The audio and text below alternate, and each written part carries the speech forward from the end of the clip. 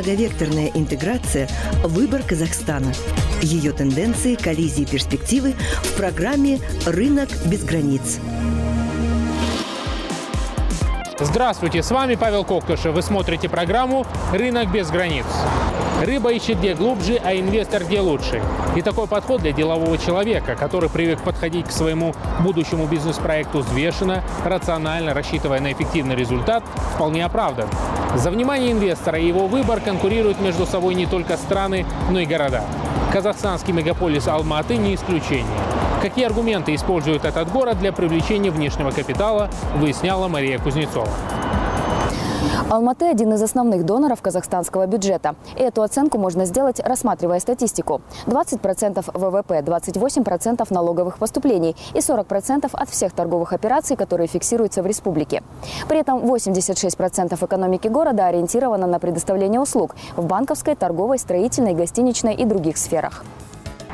Алматы, по мнению экспертов рейтинга Global Financial Centers Index, самый перспективный с точки зрения инвестиционной привлекательности мегаполис в Центральной Азии. В сентябре прошлого года он вошел в десятку городов с быстро растущей экономикой. Аналитики отмечают несколько ключевых факторов развития Алматы. Один из них – географическое расположение.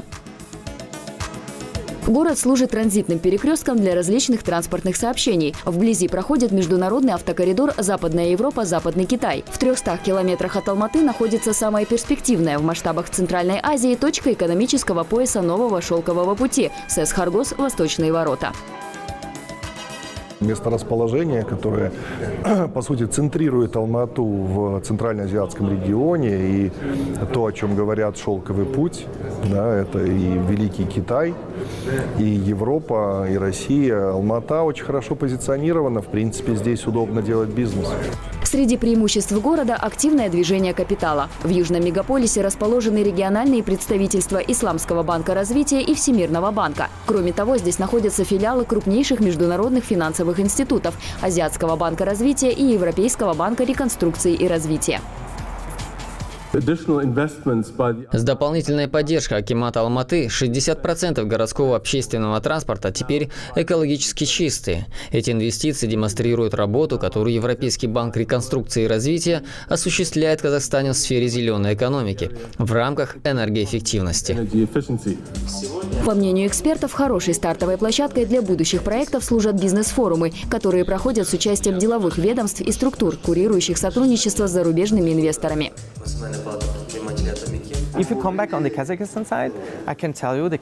Здесь легко найти партнеров, здесь относительно недорогие ресурсы, и здесь говорят на всех языках делового общения. Для нас это идеально. За последние 5 лет в южном мегаполисе Казахстана было реализовано несколько крупных инвестпроектов с привлечением иностранного капитала. Среди них открытие современных предприятий и технологических линий по сборке автомашин, производству высокопрочных металлических сеток для защиты от селей, фармацевтических препаратов, продукции пищевой промышленности. В 2016 году в экономику Алматы из внешних источников направлено более 12 миллиардов тенге. В числе зарубежных инвесторов, которые проявили желание участвовать в инвестпроектах, 11 транснациональных компаний. При этом 3 из них будут работать в сфере ритейла. Это немецкая компания Оби, турецкая Тюркмол и французская Леруа Мерлен. Французский DIY-ритейлер откроет в южном мегаполисе и в его пригородной зоне 3 гипермаркета, в которых будут представлены товары для ремонта и строительства. Если там несколько лет назад мы не могли даже представить, что на наш рынок зайдут такие крупные игроки, то сейчас никого не удивительно, просто открылись границы, уменьшились входные барьеры, и поэтому такие крупные компании само собой начали заходить к нам.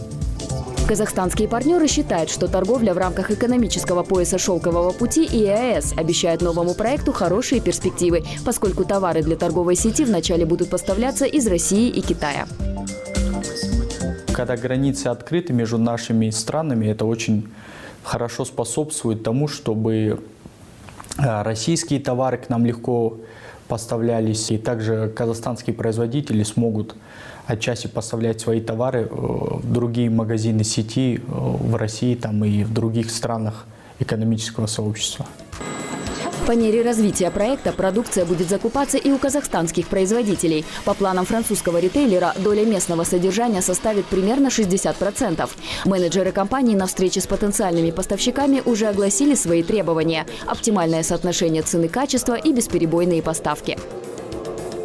Концепт низких цен каждый день – это концепт для масс-маркет. Да? Мы ожидаем очень много клиентов, поэтому надо объем большой. На алматинской площадке будет реализован еще один знаковый проект – современный торгово-развлекательный комплекс. В него инвестировано $300 миллионов. Объем вложенных средств и многофункциональность комплекса потребовали от инвесторов объединения усилий. И специально для этого проекта была создана совместная казахстанско-турецкая компания.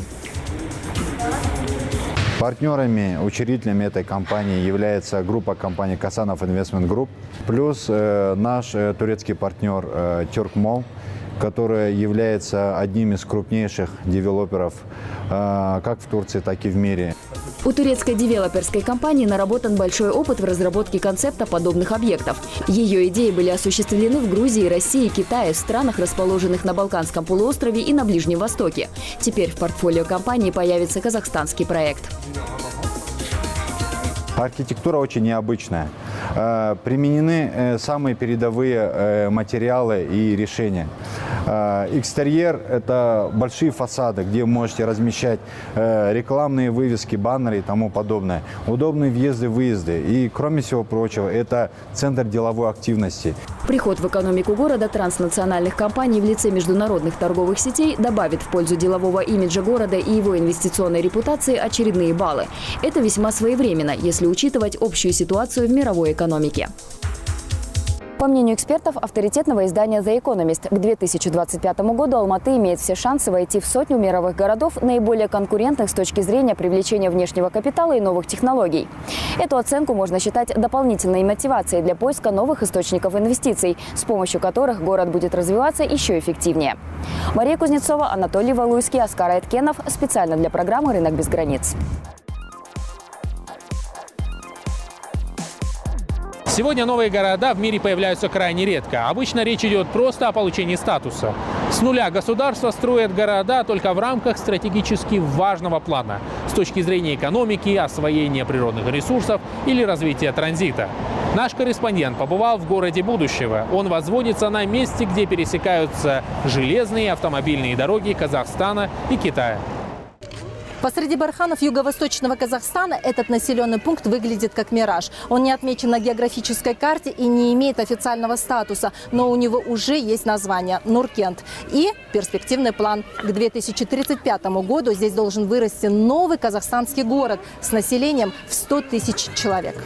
Нуркент находится в 330 километрах от Алматы. Юридически он относится к Пенжимскому сельскому округу Панфиловского района Алматинской области на границе Казахстана с Китаем. И это самый новый город в рамках возрождения Великого Шелкового пути. Поэтому его будущее зависит от инфраструктуры транспортно-логистического хаба, который возводится на маршруте, ведущем из Китая в Европу. Сегодня в Нуркенте уже построены 21 дом, 80 коттеджей и общежития для пограничников на 70 мест.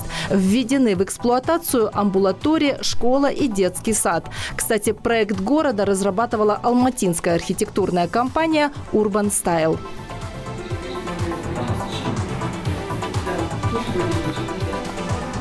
Первый этап – это первая очередь строительства.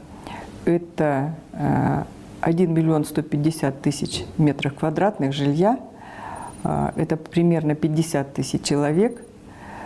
Это население, которое складывается из работников СЭС «Харгос» «Восточные ворота».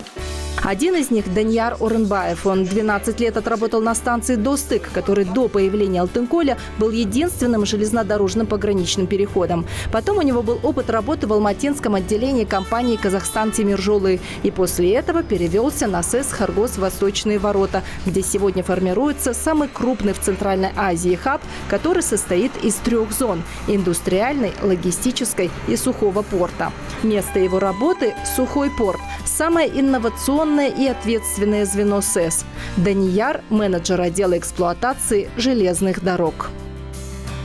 Поступило предложение от руководства алматинского отделения попробовать себя в этом новом проекте, о котором еще на то время очень мало знал, но в процессе работы уже мне стало интересно. В Нуркент Данияр переехал с женой и 2 детьми. Здесь сын пошел в 1 класс, а дочка в детский сад. Пока семья Урымбаевых живет в съемной квартире, но уже в ближайшее время планирует обзавестись собственным жильем. Работникам специальной экономической зоны его предоставляют бесплатно. По планам проектировщиков, первый этап будет завершен к 2022 году, второй и третий – к 2035. К тому времени Нуркент станет полноценным городом со своей уникальной архитектурой, которая сделает это место приметным на маршруте нового шелкового пути. Азиатский хай-тек. То есть это будет современная совершенно архитектура, но со стилистикой Востока.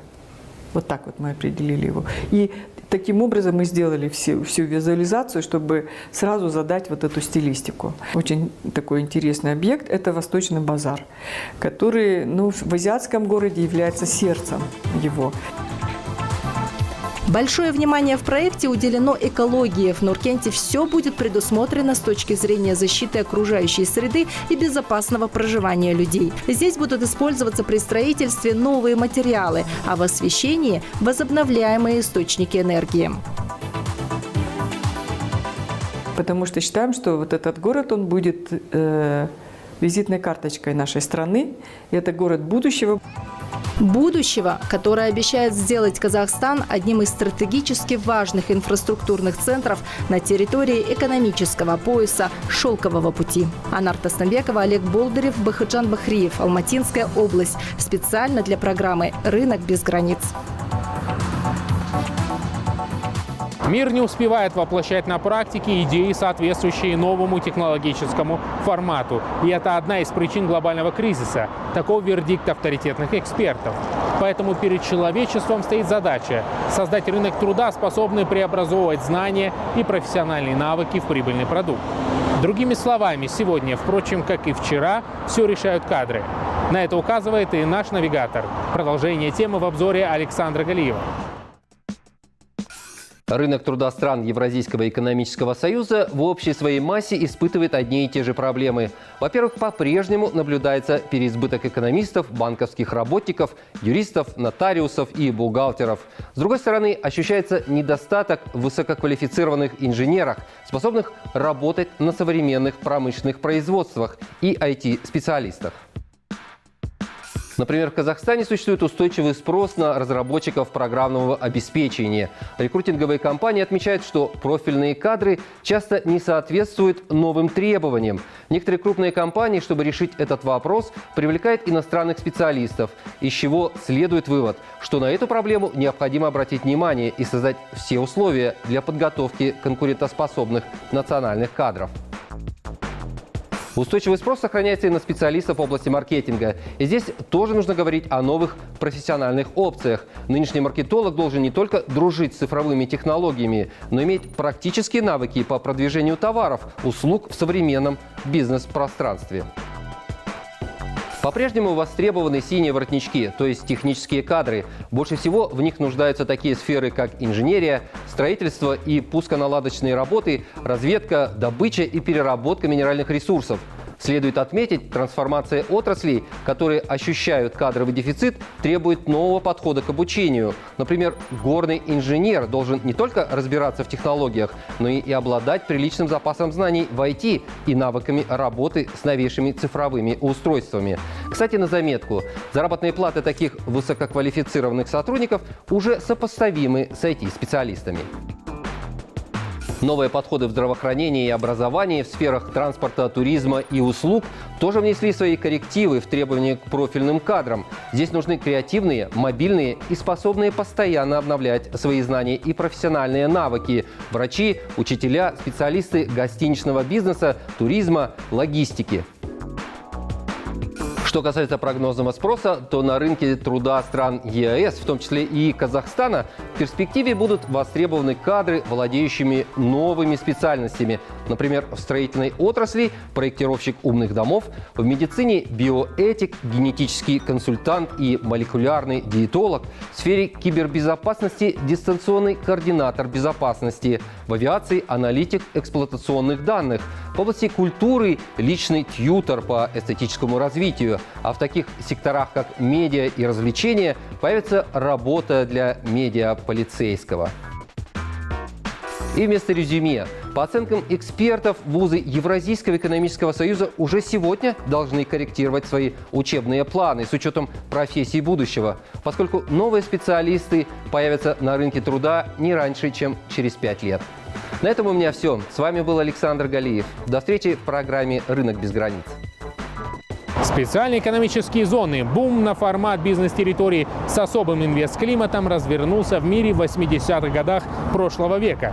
К этому времени в развитых странах мира действовало около 600 экономических зон, через которые осуществлялось почти 6% мировой торговли. Их опыт показал, что СЭЗ – это эффективный инструмент развития как отдельной отрасли, так и в целом всей экономики страны. Как работает одна из таких зон, созданных в Казахстане, узнавала Оксана Трофимова.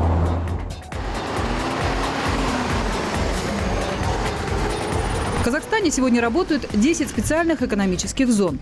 Они поделены на 3 группы – технико-внедренческие, сервисные, промышленно-производственные. В число последних входит СЭЗ СРРК, которая была создана в пригородной зоне Караганды 6 лет назад. При ее проектировании учитывались потенциал и специализация региона.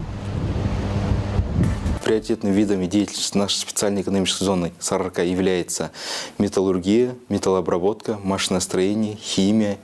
С момента создания на территории экономической зоны была построена с нуля инженерная и транспортная инфраструктура.